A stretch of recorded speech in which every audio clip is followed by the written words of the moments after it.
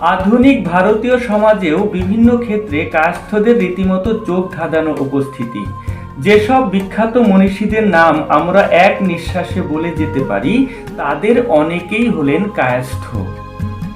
নেতাজি সুভাষচন্দ্র বসু, স্বামী বিবেকানন্দ, লালন ফকির, কাশিরাম দাস, মালাধর বসু, অরবিন্দ ঘোষ, রাসবিহারী বসু, প্রফুল্ল চাকি, ক্ষুদিরাম বসু, মাস্টারদা সূর্য সেন, মাইকেল মধুসূদন দত্ত, ছন্দের জাদুকর সত্যেন্দ্রনাথ দত্ত, বিজ্ঞানী আচার্য জগদীশচন্দ্র বসু, প্রফুল্লচন্দ্র রায়, ডি.এল. রায়, বুদ্ধদেব বসু, কালী প্রসন্ন সিংহ, অমিতাভ বচ্চন, মান্না দে, সোনু নিগম, সলিল চৌধুরী, সত্যজিৎ রায়। বাঙালি এবং ভারতীয়দের কাছে তো বটেই, বিশ্বের দরবারেও এরা স্বনামধন্য ব্যক্তিত্ব।